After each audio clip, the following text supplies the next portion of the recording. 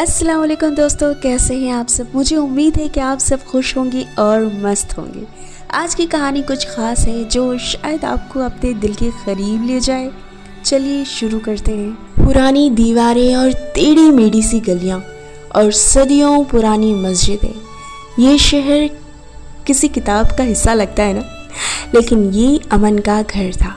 ये कम से कम उस जगह को वो घर ही कहता था। अमन एक जवान गरीब लड़का, रोज़ सुबह मस्जिद में अजान देता, फिर दिन भर की मजदूरी ढूंढता। बाप का साया छूट गया था जब अमन सिर्फ 10 साल का था और माँ ने सिलाई करके उसे पाला। अमन रोज़ नौकरी के लिए बाज़ार में फिरता, कभी कभी कबाब की दुकान जाता, कभी किताबों की दुकान पर। हर जगह से एक ही जवाब मिलता, माफ़ करना बेटा, अभी ज़रूरत नहीं है। उस दिन उसके जेब में सिर्फ 5 रुपए थे। उसने सोचा, या अल्लाह कुछ तो रास्ता दिखा। रात का वक्त था, चांद अधूरा था और शहर के कोने में एक पुरानी और छोटी सी लाइब्रेरी थी जहाँ लोग अब नहीं जाते। अमन उधर से गुजरता था, तब अचानक से उस दिन उसको एक आवाज़ आई, क्या तुम कुछ ढूंढ रहे हो? अमन ने पीछे देखा। एक लड़की काली चादर में लिपटी हुई खड़ी हुई थी, आंखों में एक अजीब सी चमक थी। उसने अपना नाम जीनत बताया था। जीनत ने कहा, अगर तुम काम की तलाश में आए हो तो एक किताब है जो सिर्फ तुम खोल सकते हो। जीनत उसे लाइब्रेरी के अंदर ले गई। अंदर सब कुछ धूल से भरा पड़ा था और वो किताब भी धूल से भरा था।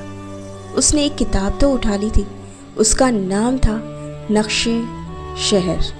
एक पुरानी चमड़े की किताब थी। इसे खोलो अमन, मगर सिर्फ एक बार। हर बार के बदले में एक नया इम्तिहान होगा।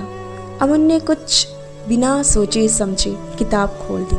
अंदर लिखा था, जब नीयत साफ हो तो अंधेरों में भी रोशनी मिलती है। उस रात अमन ने पहली बार सपने में देखा कि वो एक बड़ी सी मिठाई की दुकान चला रहा है और लोगों को लाइन में देखकर बड़ा खुश हो रहा है। लोग लाइन में ऐसे लगे हैं जैसे फ्री में तोहफे बट रहे हों। अगली सुबह जब अमन बाजार गया तो देखा एक मिठाई की दुकान बंद पड़ी थी और सुनने में आया कि मालिक बीमार है। तो अमन उनके पास गया और उनकी मदद की और वो इम्प्रेस हो गए। उस दिन से अमन ने दुकान चलाना शुरू कर दिया और फिर रोज़ पैसे कमाए। लेकिन हर रात जीनत आती और कहती, अगला राज जानना है? हर बार कुछ खोना पड़ेगा कुछ पाने के लिए।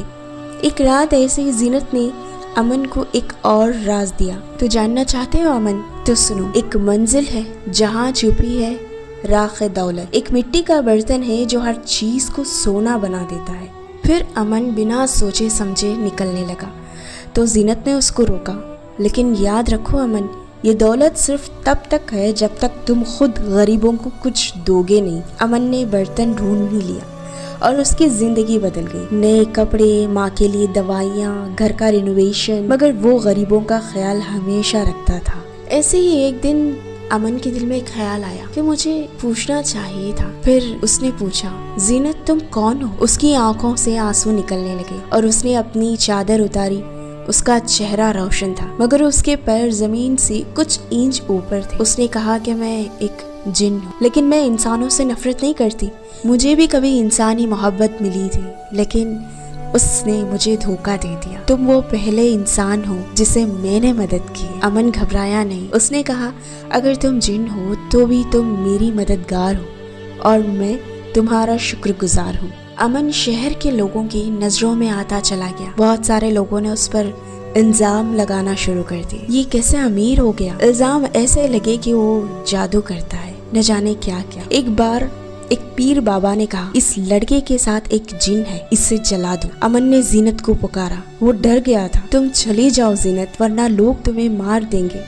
जीनत ने कहा, मैं चली जाऊंगी, लेकिन तुम्हें एक आखिरी तोहफा देकर जाऊंगी। जीनत ने अपनी असलियत सबके सामने लेकर आई। पूरा शहर रोशन हो गया, लोग बेहोश हो गए। जब होश आया तो जीनब गायब हो चुकी थी और अमन के पास एक और किताब थी, जो शाही किताब का नाम है शहर जिंदगी, जो हर नए शुरुआत का राज दिखाती है। अब अमन उस किताब से नए लोगों की मदद करता, हर गरीब को काम देता, हर बेघर को छत देता। सालों बाद अमन बूढ़ा हो गया था। एक दिन वो मस्जिद के पास बैठा था। उसके पास एक छोटी सी बच्ची आई। उसकी आंखों में वही भरी चमक थी। वो छोटी सी बच्ची अमन से कहने लगी, मैं जीनत हूँ, तुम्हारा एहसान चुकाने आई हूँ अमन। उस दिन अमन मुस्कुराया और कहा, तुम नफरत से नहीं, मोहब्बत से बनी हो जीनत।